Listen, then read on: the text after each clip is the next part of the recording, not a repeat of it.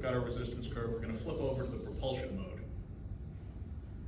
Now once we're in the propulsion mode, the first thing we'll do is jump over to drive definition, and we'll make sure that we have nothing defined. So we're sizing the correct propeller for the hull, and we're gonna look at the right propeller to fit the space and to fit our thrust demand without consideration of an engine at first. So we're gonna select a Gone series propeller. We're gonna size by total drag. And we're gonna do a pair of 5-blade propellers.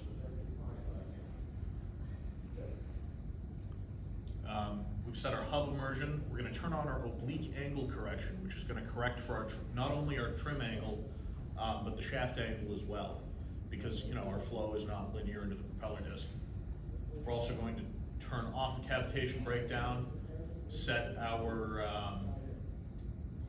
hull propulsor interaction prediction method, and double check our max prop diameter.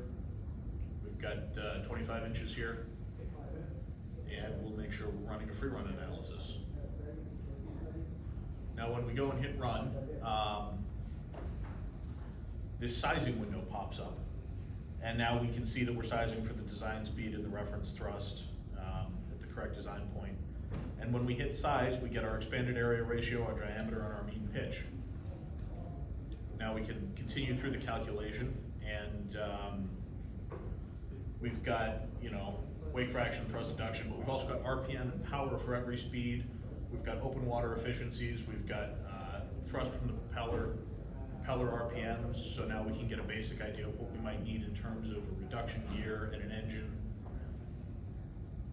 But we want to do more CFD first. We want to double check this with a self-propulsion run. So we'll go and we'll export a KTKQ. Now to do that, we just jump up to the tools menu here. We jump into our propulsion analysis. We go to export KTKQ. Now we want to make sure that we're entering the additional dynamic trim angle, which comes from our CFD previously that we're confident in because we've validated it against our NavCad.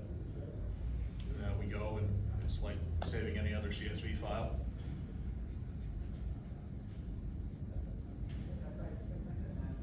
And that's it. So now we've got a KTKQ curve that we can copy and paste into that Orca interface that Larry showed us earlier. And it's not